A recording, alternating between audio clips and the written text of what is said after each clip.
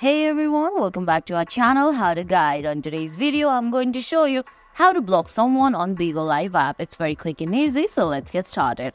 First, you have to launch the Bigo Live app on your phone. If you don't have the app yet, you can download it from Apple App Store or the Google Play Store. Once you do that, open the app, sign in, then tap on the blue icon on the bottom of your screen and go live. Once you go live, people are gonna join your live. Tap on that viewers, then you have to select the viewers.